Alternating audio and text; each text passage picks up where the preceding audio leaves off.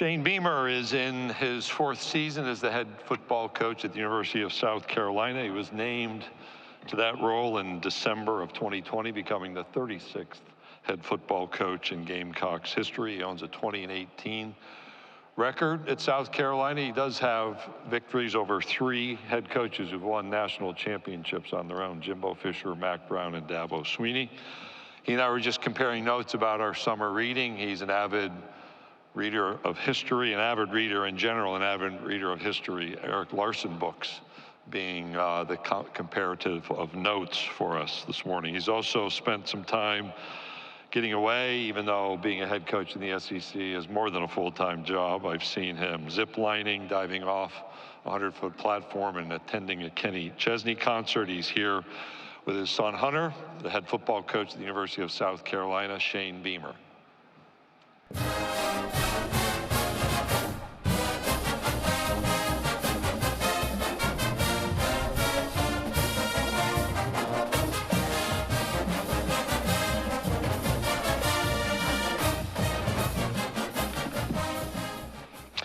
Thank you for that. It's great to be back here at SEC Media Days for my 4th year. Excited to be here on day 1 and kickstart the week without a doubt.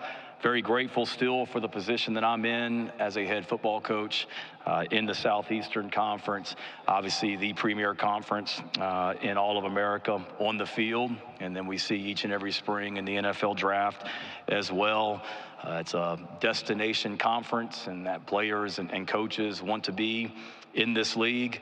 I always look forward to going to Destin each and every May for our spring meetings and just seeing the magnitude of coaches, football, men's basketball, women's basketball that are in this league, and being able to pick their brains is something I always look forward to.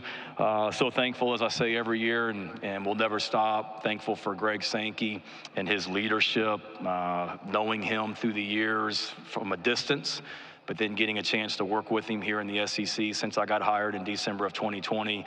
My respect for him has only grown. We'll always be grateful for his leadership that allowed us to have a college football season in 2020.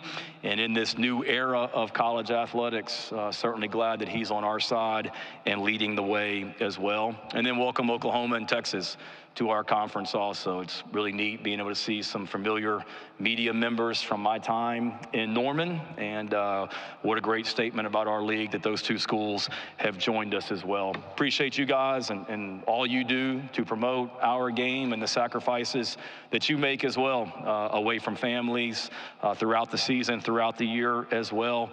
And also a thanks to the SEC staff for putting this on. This is an awesome event, and I haven't been to other media days and other conferences, but I can't imagine it's as well run as this one, and there's so many parts that go into putting this event on, and it's a lot of fun as well. I was literally just upstairs on a bull about 20 minutes ago, and here I am on national television now 20 minutes later talking to you guys also as well. And then before I got started on anything else, certainly just wanted to send my thoughts and prayers to Lane Kiffin and his family on the passing of his dad, Monty, being the son of a coach as well. I know that relationship, and I know it's a tough time for the Kiffin family. I can remember when Lane went to Southern Cal as the head coach and Monty went with him. I wrote Monty Kiffin a letter just saying hello and introducing myself and telling him how much respect I had for him. And I got a phone call back from Monty Kiffin, which I thought was one of the coolest things, and just spent 20 minutes talking to me on the phone. So thinking of the Kiffin family and wish them well going forward as well. Really excited for you guys to get to know the 3 players that I have here with me today: Luke Doty, Alex Boogie Huntley, and Debo Williams. 3 guys that are great examples of everything that's right about college athletics in 2024. You hear all the things that are wrong about college athletics. Those guys are what's right about college athletics and what our program is about as well, which is why I brought them here today. All 3 guys have been a part of college football since 2020. Luke and Boogie are 2 guys that have been a part of the South Carolina program since 2020 and are invested in being Gamecocks. They're guys that have had opportunities to leave, either to transfer to other schools or go to the NFL, and all of them have stayed. Most importantly, all three of them are graduates of the University of South Carolina. Luke Doty is a South Carolina native, extremely unselfish, has started games at quarterback, has started games at wide receiver. He's a key special teams player for us as well. Loves the state of South Carolina. And as I mentioned, has already graduated, and he has been on the SEC academic honor roll every year in college. Alex Boogie Huntley, another one from the state of South Carolina, somebody when I was coaching at Oklahoma, we tried to recruit to Norman. Fortunately for us, now at South Carolina, we didn't get him. He's with us. Key player on our defense and has been a really key player for us on special teams also. He also has been on the SEC academic honor roll every year in college. And a returning captain. So we vote on captains at the end of the season at our place. We don't elect permanent captains before the season. We vote on captains at the end of the season. And Boogie was elected a permanent captain by his teammates last season as well, along with Debo Williams. Debo was one of the first people that we recruited when I was hired as the head football coach at South Carolina in 2020. That was in the height of COVID. There wasn't much of a recruiting class at that point. I think there were 11 or 12 guys that were committed that ultimately signed with our program that year, because signing day was about a week after I got hired. So we immediately tried to hit the portal, and Debo was somebody that we connected with. He was at Delaware, transferred down. I remember his very first day in Columbia. He didn't have to be at the facility and in the weight room until 8 a.m., and I walked in the weight room that morning at 6 a.m., and he was in there already by himself just working to get ahead, and he has not slowed down since that day. Last season, 113 tackles, the most by a Gamecock since 2002. Led the SEC last year with 67 solo tackles. He also is a returning captain. But in addition to that, he's voted on by his teammates, our returning winner for defensive MVP, and also a first-team All-SEC linebacker as well. You look at our team right now offensively, obviously a lot of new faces. We've got to replace a lot of production, losing Spencer Rattler, our quarterback, and Xavier Legette at wide receiver as well. New freshmen and transfers that have come in that will make us better, along with 4 new coaches. Mike Furry at wide receiver, Sean Elliott, our tight ends coach and run game coordinator, Marquell Blackwell, our running backs coach, and then Mike Shula, who we've brought in as a senior analyst and works closely with our quarterbacks as well. I see a lot of eyes that just popped up that don't cover South Carolina regularly that heard that Mike Shula's on our staff. So Mike's made us better along with all of those guys. We did some good things last year on offense. There's no question we have to run the ball better and protect the quarterback better than what we did last season as well. We started 3 true freshmen on our offense last year. 2 on the offensive line. Went through some struggles because of it, but we will be better for it going forward as well. We're young, we're talented, we're hungry as an offense, and the key is going to be how quickly we can come together. We've brought in a lot of production from the transfer portal that will help us do that. Defensively, it's year 4 in this system under Clayton White, our defensive coordinator as well. We've got to continue to grow. We played good defense down the stretch last season. We have to continue to do that as a defense, and we have to continue to be opportunistic on defense as well. We have led the SEC in takeaways since 2021. Being opportunistic, forcing turnovers, we've got to continue to do that and continue to grow from last season as well. No doubt in my mind we will. We're better, we have more talent, we have more depth, and we have more athleticism on all 3 levels of our defense than what we did last season. I mentioned a minute ago that Debo Williams was our winner last year to be our defensive MVP, as voted on by his teammates. Well, the top 6 vote getters for defensive MVP off of our team last year are all back. So we've got a core group of guys that are returning that have played some really good defense for us and a talented group. And then special teams, we have to replace our special teams coordinator, Pete Lembo. Happy for him getting the head coaching job at Buffalo.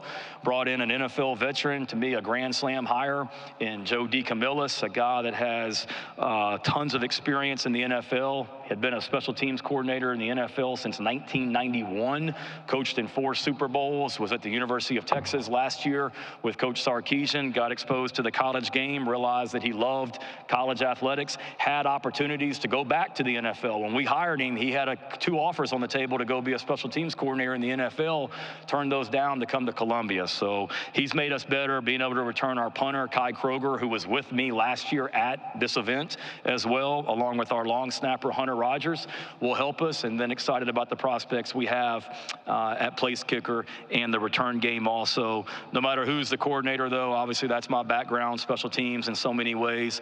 We'll have to continue to be aggressive and opportunistic on special teams as well. We've led the SEC in block kicks since 2021. Have got to continue to do that as well. Really proud of what our guys are doing academically. If you look at our GPAs by semester, 4 of the 8 highest GPAs in the history of the South Carolina football program have happened in the last 2 years. So our guys are doing great things off the field. 90% graduation success rate in the league, which is 3rd, I believe. We've got 28 players when we kick off against Old Dominion on August 31st that will play that game as graduates from the University of South Carolina. 28, and then last semester we had 7 guys that made a 4.0 GPA, 26 players on the dean's list as well. Excited about what's going on in recruiting right now. Obviously, we've got a lot of really good young talent on our football team. The 2023 signing class was the highest ranked class in over 10 years at South Carolina. And if you look at the last 2 recruiting classes, 23 and 24, ranking-wise, it's the best 2-year ranking, best ranking over a 2-year span since 2012 and 13. It's a great place to recruit to. Great academics, an amazing city, the capital of South Carolina, an amazing state, an unbelievable fan base. That we were sitting there at 2-6 last year after 8 games, came home for 4 straight home games and sold out all 4 of them. Not many teams, I think, are going to do that when we didn't have the season, or the season wasn't going the way we wanted last season, to sell out the last 4 home games. It's a testament to our fan base and how awesome they are. Our Long football operations facility, that's the best in America, in my mind. Upcoming stadium improvements as well. Our staff and administration, led by our president, Michael Amaritas, our chairman of the board, Thad Westbrook, and our athletics director, Ray Tanner. And then we've seen there's an expectation to win championships at the University of South Carolina, led by Dawn Staley and what Coach Staley and her team have done in women's basketball, winning the national championship this year as well, what Coach Tanner did in baseball, and what many other sports have done as well. And in closing, I know I get every year there's ranked on the opening statements. I think 2 years in a row I've had the longest, so I'm trying not to be that guy this year. But in closing, I'll say this: I really, really, really like our football team going into 2024. Most of you don't. That's okay. When you guys do your picks on Thursday, we'll be picked 14th, 15th, or 16th, I'm sure. But I'm excited about this group. We've got a lot of really good young talent on this football team with veteran leadership. We have over 20 players on our team that are going into their 5th season or more of college football. We talk about leadership. I mentioned we vote for captain. Of the top 12 vote getters on the 23 football team to be a permanent captain, which to me there's no greater honor as an athlete to be voted a permanent captain by your teammate. Of the top 12 vote getters last season, 7 of them are still on our football team. 2 of them are here today with me as well. I understand we have a tough schedule that we get to play. When I look around the schedules in this conference, everybody's got a brutal schedule. That's called competition. That's called playing in the toughest conference in America as well. So if you don't want to play those schedules, then you're in the wrong league, because that's what the SEC is. Our culture is strong. It's great hearing from other players when they transfer in from other schools, when they talk about our football program, when they get here as a transfer as well. And then I realize that the climb isn't always smooth, and I wish it was like this straight to the top. There's going to be bumps in the road, and our players hear me say it all the time. You can't have you can't have growth without some discomfort. And Mike Tomlin, the head coach of the Steelers, who I think the world of and consider a great friend, he has said it, that you can't have your feet in both buckets. You can't have your feet in a comfort bucket and a growth bucket. It doesn't work that way. You've got to be uncomfortable in order to grow. And we certainly had some uncomfortable moments last year as a team, but we also showed throughout the season how strong our culture is. And we grew from those uncomfortable moments last year as well. It's truly year to year. The narrative about our program in 2024 is completely different than what it was in 2023. And I get that. You see that across this league with other schools that are here and becoming here this week as well. But I know this, I love what I do. And if you can't have fun at work, you got a bad job. And I tell our players all the time that it's hard to outwork passionate people. I love what I do. I'm passionate about coaching football, and more importantly, I'm passionate about coaching the University of South Carolina football team as well. The job has changed. There's no question it's different and more demanding than what it was in 2020 when I got hired. But one thing that hasn't changed is how much I love coaching and coaching the South Carolina Gamecocks as well. We have a championship mindset at the University of South Carolina. Make no mistake about it. There's no ceiling at the University of South Carolina as well. Our expectations at South Carolina are to compete for a spot in that 12-team playoff year in, year out. We have players that stayed in this program. They could have gone to other schools. They didn't stay here to be average and go 6-6. We have players that have transferred in from other SEC programs and Power 5 programs. They didn't come here to be average. We have coaches that have come in from other teams that did not come here to be average. We have coaches that stayed, that turned down opportunities to go to the NFL and other Power 5 and SEC programs. They did not stay here to be average. The expectation at our place is to compete for championships and be in the mix for that 12-team playoff. That's what we're working towards each and every day. We got a great group of guys that are doing that back in Columbia right now. Couldn't be more excited about kicking things off on August 31st. You win with people, and you win with great people. And we've got a great group of people in our program, and can't wait to get started with them on the first week of August as well. We're just getting started as a program. I truly believe that, and excited for the year. So with that, any questions? Thank you, Coach Beamer. If you have a question, please raise your hand. We'll get a microphone to you. Grant, Dylan, and Dinah have the microphone. And again, if you'll please give your name and affiliation before your question. Coach will go over here to my far left on the aisle, just to our left.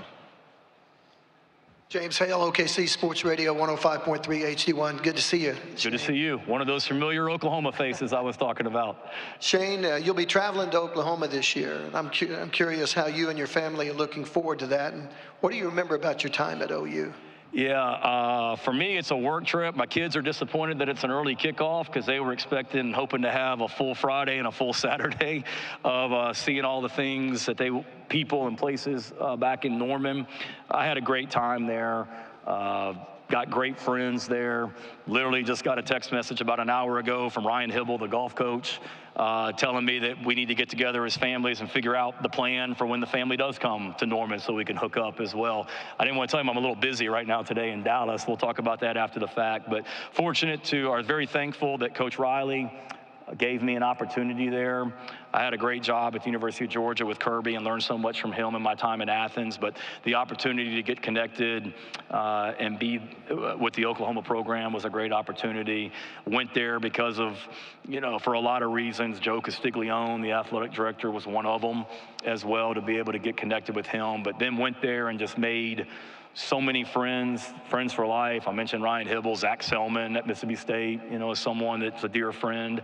Learned a lot. Pretty cool being a part of that tradition, and it'll be a big challenge going back to Norman on that Saturday, but really looking forward to the trip and excited for our fans. Our fans are so excited about going to Norman, Oklahoma. Can't tell you how many of them have come to me and told me they've got their flights booked and what do they need to do, where do they need to go, and it'll be a fun weekend and a work trip for us.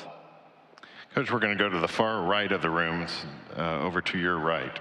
Okay. Hey, Coach. Spencer McLaughlin, Locked On Podcast Network. Talk about the quarterback situation going from Spencer Rattler to, I know you haven't officially named a starting quarterback, but LaNorris Sellers kind of presumed to be the starting quarterback there. What do you see as what he can bring to the table, and how's that different from what your offense was a year ago? Yeah, obviously we've got to replace an elite player in Spencer, and I know he's doing great things in New Orleans already and is going to have a long career in the NFL.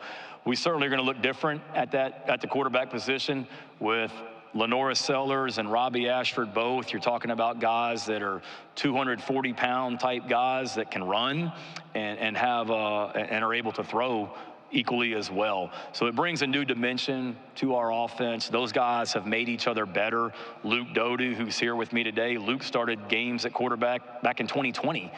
Before I was even hired as the head coach, when I was coaching at Oklahoma as well. So we've got experience in that room. We don't have a ton of experience starting at South Carolina, but Robbie's got SEC experience, and Lenore's played in some games last season. But we return a lot of players around those guys, which will help. Starting on the offensive line, a guy like Vershawn Lee, who, because of our injuries on the offensive line last year, he started at center, guard, and tackle on the offensive line. We bring back Vershawn. That'll help a young quarterback, having a veteran offensive line. Ja'Kai Moore, who's been here since 2020, that's played multiple positions on the offensive line. So we've had, obviously, since January to kind of create what this offense is going to look like. We've got a lot of new faces, but as I alluded to a minute ago, it's a young but extremely hungry and talented group. Coach, we're going to go straight down the middle aisle, about 3/4 of the way back. Hey, Coach. Dave Myrick, 107.7 The Franchise, Oklahoma City. You're probably in the best spot to answer this, having coached at Oklahoma, now in the SEC. What's the biggest adjustment you think faces Oklahoma jumping to this league? I think it's a couple things, one on the field and another one off the field. From being in other conferences, and I've coached in multiple leagues in my career, it's the size and the depth and the athleticism that you see on the line of scrimmage every single week in this conference. I can remember being at Oklahoma, coaching tight ends, and you would be getting ready to play most Saturdays, and there may be one or two guys on the opposing defensive line that you really got to be cognizant of. Like, this guy can completely wreck your game if you don't have a plan for him. But then you come into this league, it's not one or two, it's like 6 or 7 every single Saturday on the line of scrimmage. So that's one thing to me that stands out. And then the other part off the field, and it's awesome, is just the venues that you go into in this league. Being able, like, every single Saturday, it's an event in that town. And there's 80, 90, 100,000 people every single Saturday in this league. And there's nothing like it. Just the competition, the pageantry, it's special. It's something that I missed when I was not in this conference and I was coaching in other conferences, and excited that I'm still part of the SEC. And don't get me wrong, like Oklahoma and Texas have played a lot of big-time football games and are 2 big-time programs. But to answer your question, just the difference and what to expect, those are 2 things that stand out to me that I think are a little bit different than other conferences. Coach, we're going to go straight in front of me, 3 rows back. Barry? Yeah, Barry Trammell, Tulsa World. Shane, you're at a program that's trying to build and reach the Alabamas and the Georgias. And then they added Oklahoma and Texas, which is 2 more programs that, from my perspective, you got to leap over. How does that make your job tougher? And as a coach, do you say, what the heck are you doing here? No, I think it's great. It's a testament to Commissioner Sankey and our league that Oklahoma and Texas want to be a part of this conference, for one. Competition is a core value of our program, Barry, and we're all about competing. And you want to compete against the best.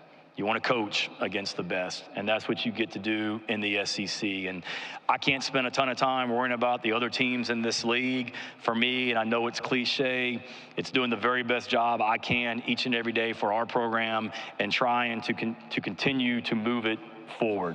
Recruiting, player development, our staff, you name it. How do we get better each and every day? And that's all I'm focused on. But I'll say this too, Barry, like, we ain't far off.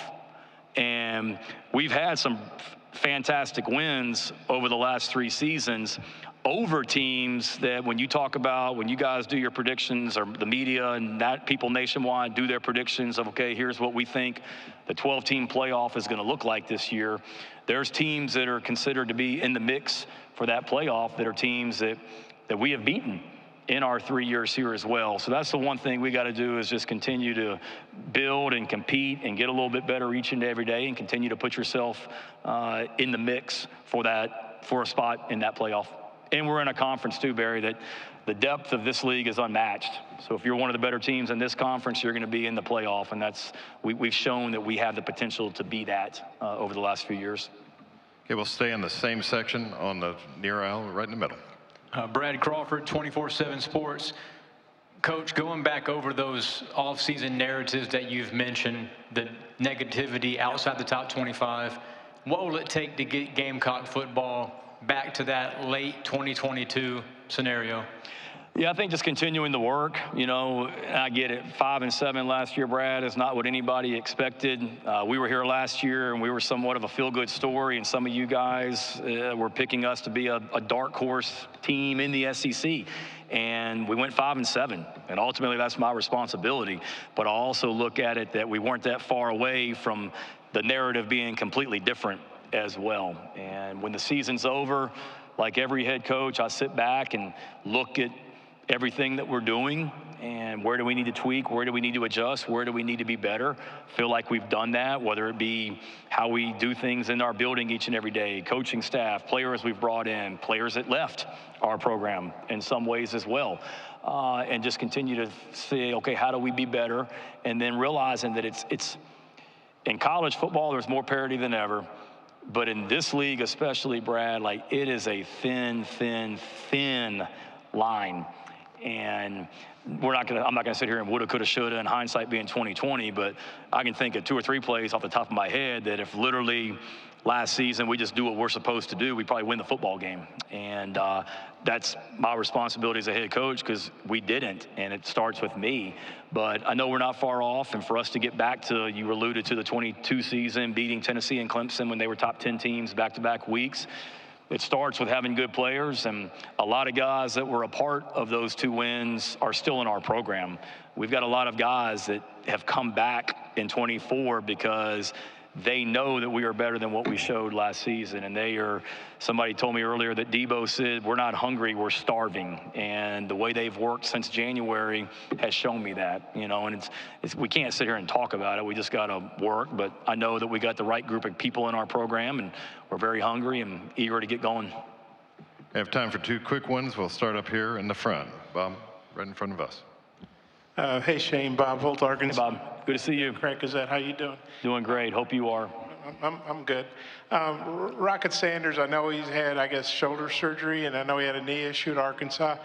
Could you give us an update on him, and what are your expectations for him this season? Yeah, one of our strength coaches the other day, they said that what we've done with Rocket, or what Rocket's been doing since January, is rocket science as well. I thought that was funnier than I think you guys did as well. But Rocket has come in, you talk about hungry and starving, Rocket's very hungry to get back to the Rocket Sanders of 22. And I think a lot of people have forgotten how talented a running back Rocket Sanders is and the season that he had in 2022. There's no doubt in the 2022 season, the 2 best running backs in this league were Judkins at Ole Miss at the time, I believe, and Rocket Sanders. And he will make our run game better along with the other running backs that we've brought in. But he's done a great job, Bob. He came in January. He had to get healthy. He's worked really, really hard to get healthy since then. It's been a process with our strength and conditioning staff and our training staff. He's shaved 6% of body fat off of his body since February. He's lost a considerable amount of weight. He stayed in Columbia the whole month of May when most of the team had left outside of our offensive line. Our offensive line stayed in May voluntarily. Rocket stayed up there on his own so he could be in ideal shape when our players came back in June, the rest of the team as well. So he's done a great job. I think he's at 228 pounds as of 2 days ago, if I'm not mistaken, and is having a really, really good summer. He's worked closely with, I mentioned our strength coaches, but Jameel Walker, who was his strength coach at Arkansas, Chip Morton, who is a longtime NFL veteran, one of our associate strength coaches, Luke Day, our head strength coach, our training staff, nutrition staff, Rocket. Everyone's had a hand in it, and appreciate our administration giving us the resources that we need to help not just Rocket, but all of our players be their very best each and every season. Coach, we'll go over to our right for one final question. Over to stage right. Yeah, Coach, Brooks Austin with Dogs Daily. I believe for the first time in the 2024 recruiting class, since perhaps your first, you took more transfers than high school kids. I'm curious if that makes any statement or provides any message about your roster, if any at all. No, I don't think so. We always want to start with high school recruiting first and foremost. We'll never deviate from that. We had a really good year in my mind from a high school recruiting standpoint. The great thing that will help us this year, as I mentioned last season, we started 5 true freshmen. Well, 3 of those guys didn't even get to Columbia until the summertime, whereas every signee in our recruiting class this past year, all but 3 went through spring practice with us, so that'll help our youth as well. I love the recruiting class that we put together. Maybe number-wise, it wasn't very big, but like I alluded to a minute ago, the last 2 years have been the best 2-year span of recruiting rankings, if you will.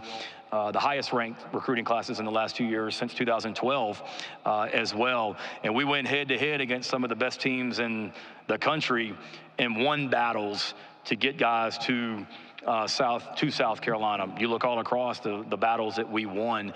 It was a smaller class, maybe number-wise, and to answer your question about relying on the portal, to me, it's just really where we were. Receiver-wise, we lost a first-round draft pick in Xavier Legette. We had to replace him. We're very young. We needed to get some production, some experience in there. We did that. If you look at our defense last year, defensive line, our top 4 tackles all returned. TJ Sanders, Boogie Huntley, Nick Barrett and Tonka Hemingway, but they got worn down last year because we didn't have a lot of depth. We brought in some transfers that have played in the SEC that will help us be better there. Same thing at linebacker. We basically had a 3-man rotation at linebacker last year. We've added some freshmen that will play for us this year, but we've also added some transfers that have come in from Power 5 schools that'll help us. So really, to answer your question, it's really for us just getting more depth at every position and getting some experience as well at every position. And I like it when you talk about the young talent with the freshmen we brought in, and then you combine it with the experience from the portal that we brought in. It's a really fun group that has done a great job of laying a foundation for not just this year, but for the future as well. Coach Beamer, thank you for your time this morning. Okay, thank you guys so much. Have a great week.